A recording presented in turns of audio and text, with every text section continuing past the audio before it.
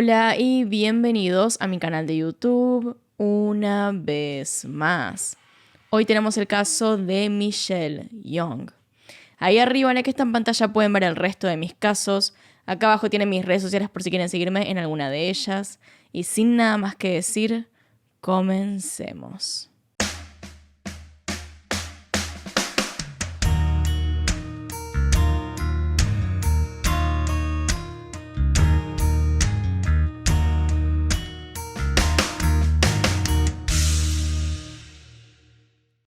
Michelle Marie Fisher Young nació el 17 de febrero de 1977 en Nueva York, Estados Unidos. Michelle Young nació y creció en la ciudad de Long Island. Era hija de Linda Fisher y además tenía una hermana menor llamada Meredith. Aquellos que conocieron a Michelle la describen como una chica muy simpática y alegre. La mayoría del tiempo tenía una sonrisa en la cara. Era una persona muy positiva. Al llegar a la adolescencia comenzó a asistir a la Sayville High School, donde no solo fue una estudiante ejemplar, sino que también fue parte del equipo de porristas. Fue gracias a su esfuerzo y energía que logró ocupar el puesto de co-capitana del equipo. Era una persona muy querida no solo por sus compañeras de equipo, sino también por todo aquel que llegó a conocer durante ese periodo de su vida. Tras graduarse de la secundaria, Michelle decidió seguir su pasión por los números y las finanzas, inscribiéndose en la Universidad de Carolina del Norte. Durante sus años universitarios no solo se dedicó a sus estudios, sino que también participó en diversas actividades extracurriculares, siendo su favorita, como siempre, el equipo de porristas. Para poder asistir a la universidad, Michelle tuvo que mudarse a la ciudad de Raleigh. Y luego de varios años de estudio, logró graduarse con un máster en finanzas. Fue en su cumpleaños número 24 que Michelle conoció a Jason Young, en un bar donde ella se encontraba en ese momento festejando. La forma en que se conocieron fue un poco accidentada. Jason derramó un vaso de vino sin querer sobre ella y para disculparse, le compró un trago. Es así que comenzaron a hablar. Es una historia clásica de una película romántica. Su primer encuentro estuvo lleno de risas y una conexión instantánea que ambos sintieron, luego de darse cuenta que tenían muchas cosas en común. Como por ejemplo, que ambos habían asistido a la misma universidad y que eran fanáticos del mismo equipo. Al principio, Jason parecía un chico muy simpático y divertido, tal como Michelle, así que luego de esa noche quedaron en tener otra cita. Así fue que poco a poco Michelle y Jason comenzaron a verse cada vez más seguido hasta que fueron oficialmente una pareja. Y, como resulta común, luego de un tiempo de conocerse, de unos cuantos meses, decidieron mudarse juntos. Poco más de 2 años después de haberse conocido, la pareja recibió una noticia que trajo emociones y sentimientos confusos. Michelle estaba embarazada. Si bien ambos planeaban en algún momento formar una familia y casarse, no estaba en los planes que fuera tan pronto. Aún así, Michelle decidió llevar adelante el embarazo a pesar de la duda que ambos tenían. La llegada de su primera hija fue el comienzo de muchos cambios para la pareja. Para empezar, antes de que naciera la bebé, en el año 2003, ambos se casaron. Como ya dijimos, no estaban los planes que se casaran tan pronto, pero por conveniencias económicas decidieron hacerlo, ya que el trabajo de Jason, por ejemplo, solo daría cobertura médica a Michelle si ambos estaban casados. Esto entonces traía varias razones positivas para hacerlo. Fue así que, después de casarse en agosto de 2003, unos meses más tarde, ya en 2004, nació Cassidy. Luego del nacimiento de Cassidy, la familia se mudó a las afueras de la ciudad, un poco más al norte para estar cerca de la familia de Michelle. Todo parecía ir bien con el nacimiento de Cassidy. Sin embargo, con el paso del tiempo, la relación entre Michelle y Jason comenzó a desgastarse. Las responsabilidades y el estrés cotidiano comenzaron a crear tensiones entre ellos. Las discusiones se volvieron más frecuentes. Aún así, para el año 2006, Michelle volvió a quedar embarazada. Quizá en un intento de salvar el matrimonio.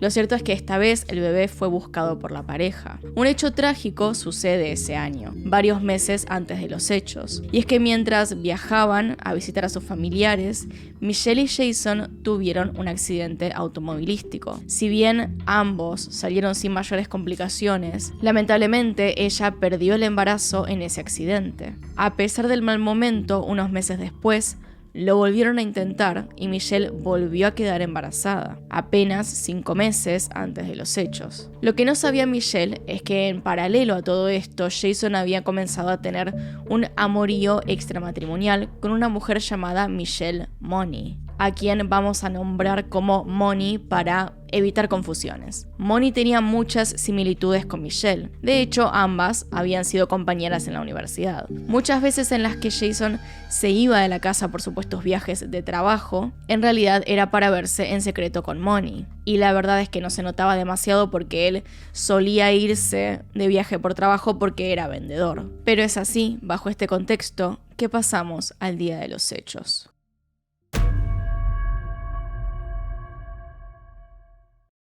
Era el 3 de noviembre de 2006. El día anterior, Jason se había ido de la ciudad por cuestiones de trabajo y se estaba quedando en un hotel. La noche anterior, según los testimonios, Michelle había cenado con unas amigas y se quedó viendo la televisión. Por la mañana, la hermana de Michelle, Meredith, la fue a visitar. Era sabido entre la familia que había una puerta del garage que siempre estaba abierta, para que cualquier familiar que fuera a visitarlos pudiera pasar sin problemas.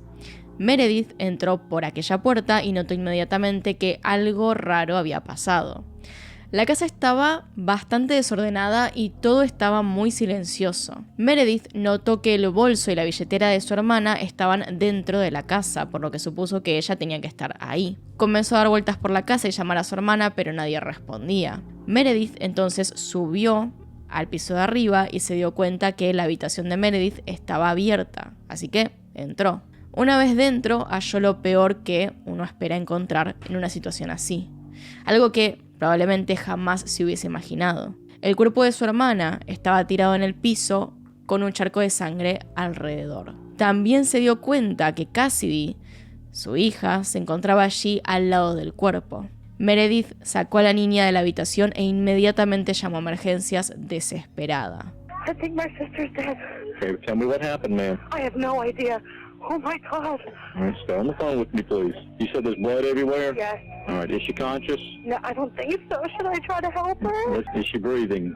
I don't think so. Michelle, she's cold. Durante la conversación con el operador de emergencias, Meredith dijo que el cuerpo de su hermana estaba frío y que creía que estaba muerta. La policía llegó a los pocos minutos y una vez allí, confirmaron que efectivamente Michelle se encontraba sin vida. Es entonces que se comenzó a asegurar la escena del crimen y a recolectar evidencia. El cuerpo de Michelle fue llevado a la morgue para realizar una autopsia. Esta reveló que la causa de muerte había sido un golpe en la cabeza con un objeto contundente. Presentaba además varias lesiones en la cabeza y los hombros. Había huellas de sangre por toda la casa. Algunas eran de la pequeña Cassidy, otras parecían de un adulto. Los investigadores notaron que no había señales de que hubieran entrado por la fuerza a la casa. Tampoco faltaba ningún objeto de valor, por lo que descartaron que se tratara de un robo que salió mal o algo por el estilo. Y las hipótesis que se empezaron a plantear fue que tenía que ser alguien que conocía a Michelle. Como es común en estos casos, se empieza investigando el crimen por el entorno cercano a la víctima. En este en particular, una de las primeras personas en llamar la atención de los investigadores fue Jason, el esposo de Michelle. Como ya mencionamos, Jason había pasado la noche en un hotel. Lo primero raro que notaron es que el hotel estaba a mitad de camino de donde supuestamente Jason tenía que ir por su trabajo. Era un poco fuera de lo común que si tenía que ir hasta cierto lugar lejano por una cuestión de trabajo, decidiera quedarse en un hotel a mitad de camino. Lo usual sería pasar la noche en la misma ciudad o lo más cerca posible. Además, no era una distancia tan larga. El hotel estaba a apenas 2 horas de su casa. Luego de hablar con los empleados del lugar y chequeando las cámaras de seguridad y el registro de la puerta de la habitación, corroboraron que Jason se registró en el hotel cerca de las 11 de la noche y el registro de la puerta de su habitación marcaba que utilizó su tarjeta magnética a las 10:56 p.m.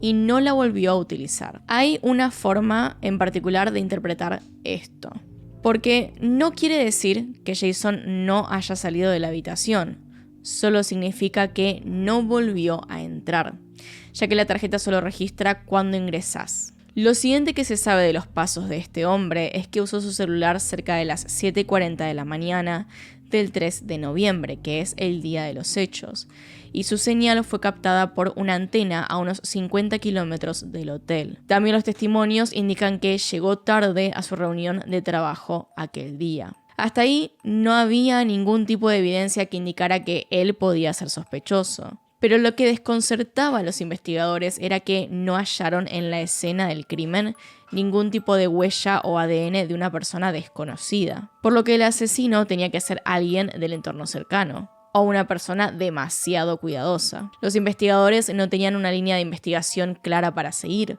por lo que intentaban buscar nuevas pistas o testimonios que ayudaran a destrabar el caso.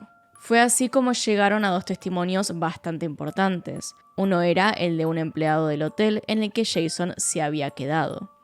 Este dijo que esa noche habían pasado un par de cosas raras en el lugar. Lo primero que contó es que había una puerta de emergencia trasera que estaba semiabierta y que había sido trabada con una roca. El empleado encontró esta puerta semiabierta cerca de las 6 de la mañana. También por cuestiones del protocolo del hotel, las cámaras de seguridad de esa puerta eran desconectadas durante la noche. Y además, esta persona notó que la cámara había sido corrida y estaba apuntando hacia otro lado.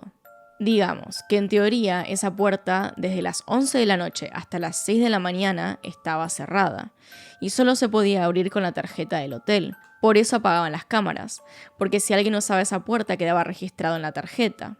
A menos que alguien pusiera una piedra para evitar que la puerta se cerrara del todo y así no tener que usar una tarjeta para abrirla. Ahora, ¿por qué esto llamó la atención de los investigadores? Es que en estas condiciones, si una persona salía por aquella puerta a esa hora, pasaría sin ser detectado por las cámaras ni por el registro de las tarjetas del hotel. Era una coincidencia bastante grande que justo la noche en la que Jason se quedó en este lugar sucedieran esas cosas. Hasta ahí eran hechos raros, pero nuevamente nada que implicara que él era sospechoso. Otro testimonio clave fue el de un empleado de una estación de servicio que identificó a Jason y dijo que en la madrugada de ese día había pasado por allí para cargar nafta y que no quiso pagar con tarjeta y que llegó a tener una discusión con uno de los empleados.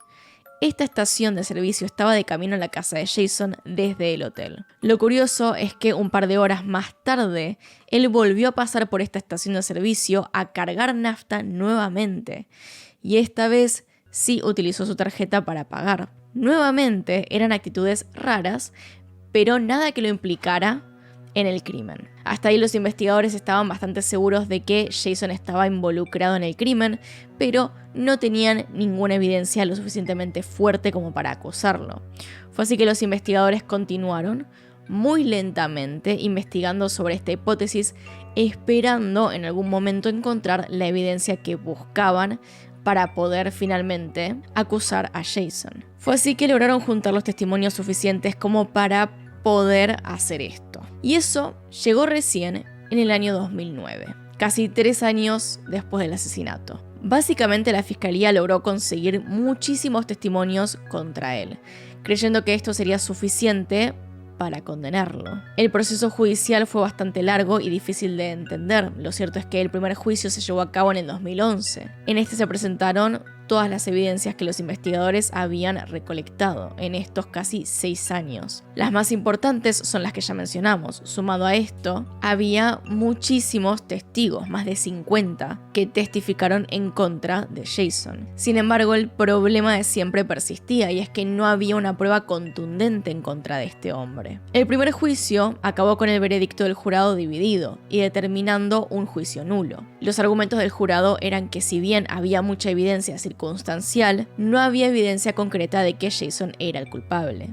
Como este primer juicio fue nulo, se pactó un segundo juicio. A diferencia del primero, en este hubo varios testimonios más que aparentemente fueron clave para esta vez llegar a un veredicto. En este nuevo juicio testificó Moni, la amante de Jason, en su contra. También dio testimonio la propia hija de Jason, Cassidy, quien, cabe mencionar, que estuvo bajo la custodia de su tía durante todo ese tiempo. Quien ganó la custodia en 2009 unos meses antes de que Jason fuera arrestado. El testimonio de Cassidy se basó en pericias psicológicas y en el testimonio de estos especialistas, ya que ella tenía apenas 2 años cuando todo esto sucedió. Otro testimonio clave fue el de algunos vecinos que aseguraban haber visto la camioneta de Jason en la casa la madrugada que ocurrió el asesinato. Otra evidencia que ahora cobraba más relevancia, ya que en el juicio anterior podía considerarse como prueba circunstancial, es que las huellas de zapatos encontradas en la casa eran del mismo tamaño que el calzado de Jason. Con el testimonio de Moni y el de los vecinos, ahora la fiscalía tenía un motivo, la infidelidad, y al acusado situado en la escena del crimen. Finalmente, el jurado halló culpable a Jason por el homicidio en primer grado de su esposa, Michelle Young, y fue condenado a prisión perpetua sin posibilidad de libertad condicional. Lo interesante del caso es que como en ningún momento hubo una prueba clara de que él había sido, ni tampoco una confesión, la estrategia de la fiscalía fue probar que no pudo ser otra persona más que Jason, y enfocarse también en la cantidad de coincidencias extrañas que hubo aquel día. Además, no hubo en ningún momento ninguna prueba de que un tercero pudiera estar involucrado. Aún a día de hoy, hay mucho debate en la opinión pública acerca de si Jason fue condenado correctamente o no. Mientras tanto, él sigue cumpliendo su condena y su abogado ha intentado apelar la sentencia varias veces, pero hasta ahora todas han sido rechazadas. Así que eso es todo por hoy. Hasta acá llegamos con el video y díganme qué opinan abajo en los comentarios, que los estoy leyendo. Como les digo, es un caso que se debate muchísimo, así que quiero saber qué opinan. Pero hasta acá llegamos, así que acá están los Patreons y los miembros del canal. Gracias por apoyarme a través de esos medios y sin nada más que decir, acá tiene un video nuevo, acá tiene un video recomendado, se pueden suscribir haciendo clic en mi cara y nos vemos en otro video. Adiós.